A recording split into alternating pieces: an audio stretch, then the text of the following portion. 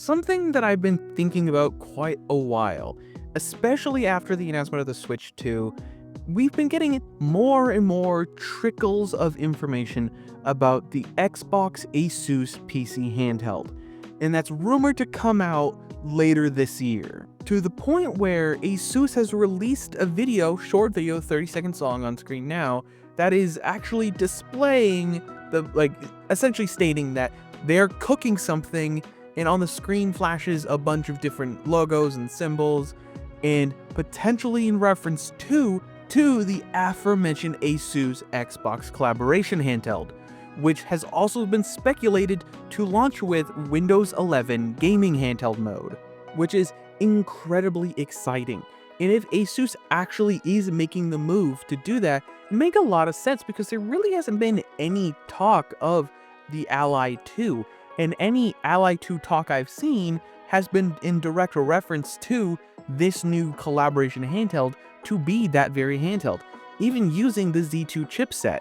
And if it does come in two variants, even with that base model Z2 chipset, it should be as powerful, if not more so, than the Z1 Extreme, which has been proven to be an incredible chipset for gaming at this point. Both processors use 12 CUs, have the same number of cores, but the Z2 chipset uses a much newer generation of architecture, enabling it to be more efficient, allow you to have more battery life, and being able to be more powerful at lower wattages. Overall, it should be an amazing chipset to use. The other Xbox handheld rumors that have come out are that essentially Xbox is planning an official first-party handheld to come out in 2027, 2 years away, which for handheld development I feel like is a pretty good amount of time, and 2 years for a new dedicated Xbox handheld, especially if they continue their partnership with AMD to make the hardware inside this thing,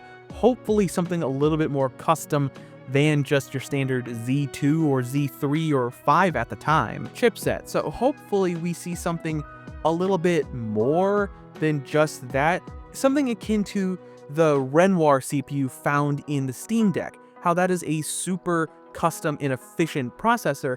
Granted, it is starting to show its age now, but in some cases, the Steam Deck still has better performance per watt than some of the older handhelds. Even in comparison to some of the Z1 chips, it still had better watt per performance, at least in the lower end of things, which if you're trying to extend your battery life, is kind of important. So when Xbox potentially eventually makes their own PC handheld, I would love to see them go that same custom route like they have for their actual home consoles. We have this very old leak from Moore's Law is Dead that was happening probably halfway through last year, talking about Sony and AMD working together on a custom solution that should be able to have dedicated processing power to emulate PS4 code into a newer system. And Sony has filings of people basically asking to hire people who can develop essentially PS4 translation code because they're potentially working on their very own handheld.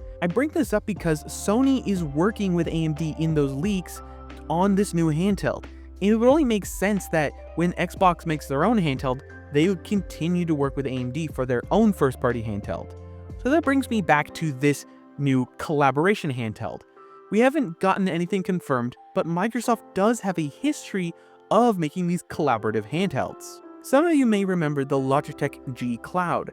That was one of Microsoft's first attempts at this pseudo-collaboration handheld. It basically was a cloud streaming handheld. It wasn't particularly amazing, and I remember not particularly liking it, but some people did, and if you put emulators on it, it wasn't particularly powerful. But the thing that was most interesting, it had a custom skin of Android that was sort of an Xbox Android interface, and it had an Xbox button as well, because it was designed for Microsoft game streaming. It was essentially a little Game Pass machine, which honestly, conceptually makes a lot more sense than whatever the PS Portal initially was, because at least that worked when you weren't at home, at least better than how that worked initially. Nowadays, you can actually game stream from that device, which drastically improves its usability, but it's still stupid that you can't connect any other headphones to it other than the Sony ones, all because Sony decided to use a proprietary Sony-based wireless connection standard because they wanted to ensure the best experience possible. It seems like a really stupid justification, and I do not anticipate this Asus/Microsoft handheld coming at potentially later this year or early next year to have any of those issues whatsoever. We don't have a huge amount of information to go off of. We currently only have bits and pieces and mostly speculation at this point.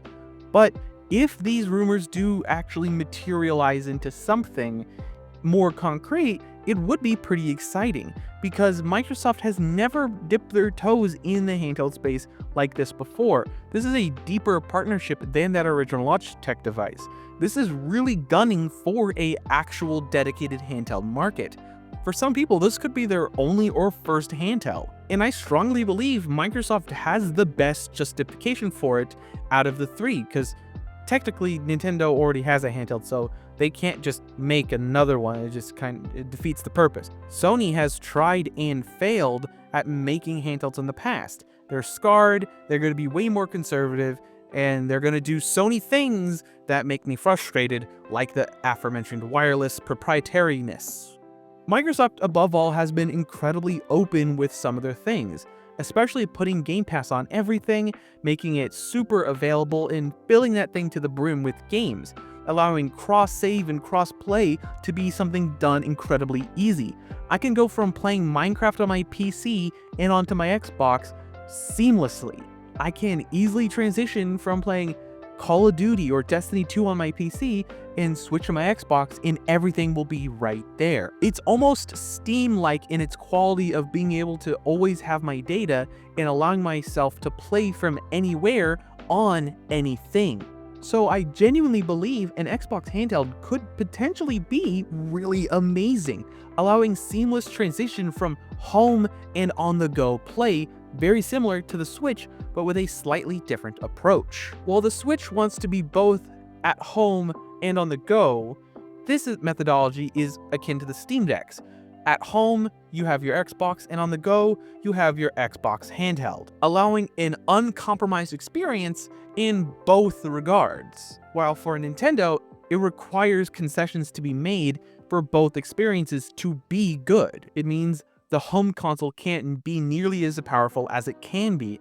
It means the portable experience is going to be compromised by not having stellar battery life because it needs to also be as powerful as it could be at home. And this is a gross oversimplification of the whole thing.